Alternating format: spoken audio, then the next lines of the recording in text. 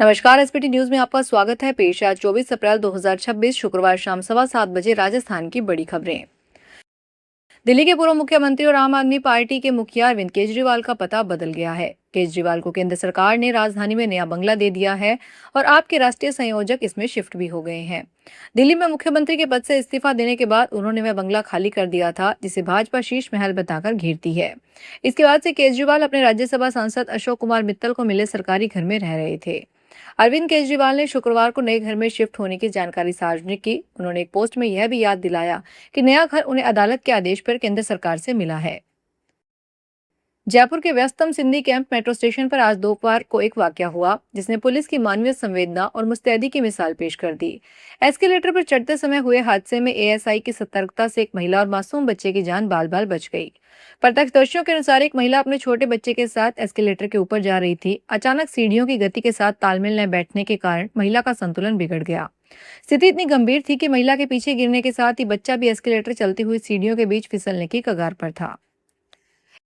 एक तरफ भारत मौसम विज्ञान विभाग ने हरियाणा, चंडीगढ़, दिल्ली, पंजाब, पूर्वी राजस्थान, बिहार, विदर्भ, छत्तीसगढ़ और झारखंड में बड़े पैमाने पर लू को लेकर अलर्ट जारी किया है। वहीं दूसरी तरफ अर्थशास्त्री और स्वास्थ्य विशेषज्ञ चेतावनी दे रहे हैं कि यह भीषण गर्मी सिर्फ तापमान ही नहीं बढ़ाएगी, बल्कि ये आर्थिक विकास को भी धीमा करेगी, उत्पादकता घटाएगी और मेडिकल खर्चों को बहुत ज्यादा बढ़ा देगी। भारत में लू अब सिर्फ एक स्वास्थ्य समस्या नहीं रह गई है, हाल के सालों में यह एक बड़ा आर्थिक संकट बनकर उभरा है। एनडीटीवी की रिपोर्ट के अनुसार अत्यधिक गर्मी के कारण अब तक लगभग 169 बिलियन डॉलर की उत्पादकता को नुकसान पहुंच चुका है। देश में एक बार फिर प्याज की कीमतों में आम आदमी को रुलाने वाली है। कई शहरों और मंडियों में प्याज 50 से 60 रुपए प्रति किलो तक पहुंच गई है।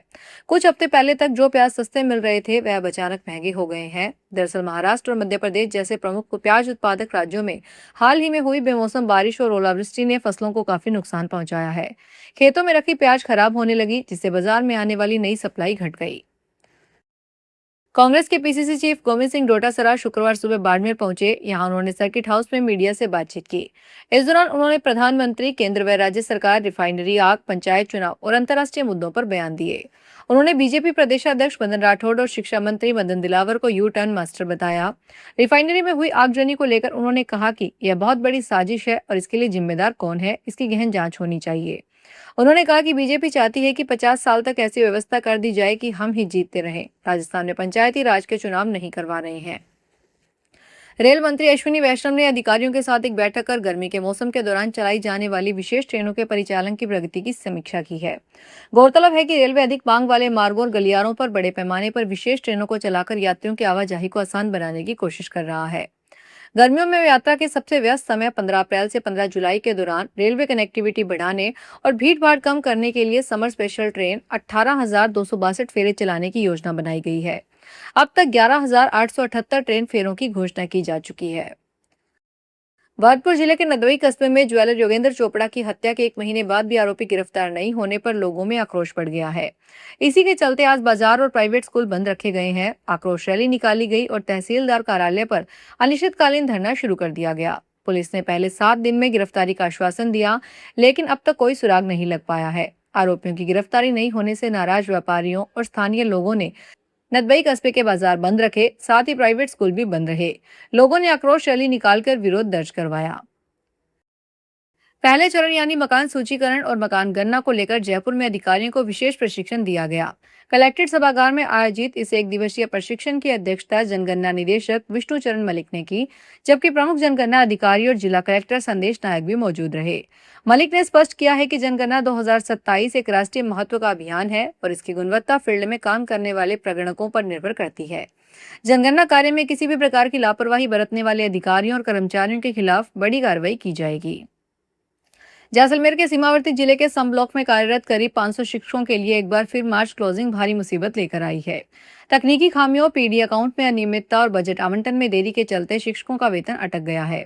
विभागीय स्तर पर लेजर मैनेजमेंट में गड़बड़ी और समय पर बजट उपलब्ध न होने के कारण मार्च महीने का भुगतान अधर में लटक गया। आमतौर पर वित्तीय वर्ष की समाप्ति पर प्रक्रियाएं सुचारू होनी चाहिए, लेकिन यहाँ प्रशासनिक सुस्ती शिक्षकों पर भारी पड़ रही है। वेतन में देरी को लेकर शिक्षक संगठनों ने शिक्षा विभाग के खिलाफ मोर्चा खोल दिया है। सिरोही जिले के भारजा गांव में एक किराना दुकान में भीषण आग लगने से दुकानदार झुलस गया। यह घटना रोहिड़ा थाना क्षेत्र में हुई, जहां आग की सूचना मिलते ही दो दमकलें मौके पर पहुंची और काफी मशक्कत के बाद आग पर काबू पाया गया।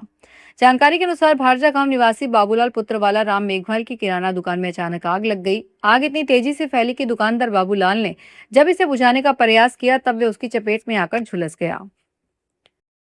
राजस्थान हाईकोर्ट ने हिंडौन सिटी की मंडावरा रोड पर लंबे समय से भरे गंदे पानी के निकास का स्थायी समाधान पेश नहीं करने पर नाराजगी जताई। अदालत ने करौली कलेक्टर, हिंडौन सिटी नगर परिषद आयुक्त और पीडब्ल्यूडी के अधिशासी अभियंता को 7 मई को व्यक्तिगत रूप से उपस्थित होने के आदेश दिए हैं।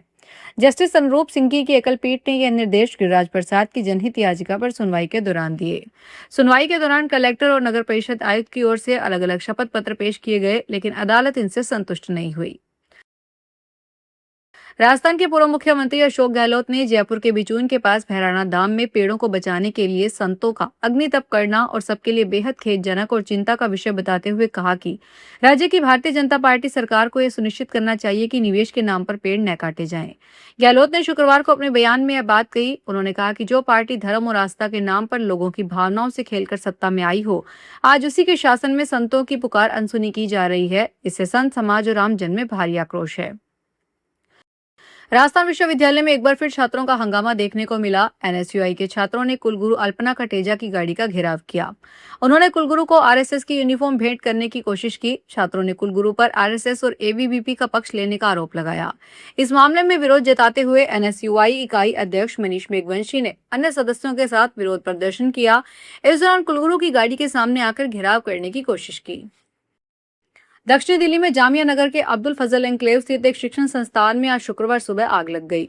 उक्त भवन में जमात इस्लामी हिंद का पब्लिशिंग हाउस मरकजी मकतबा इस्लामी संचालित होता है। नीचे किताबों का काम होता है।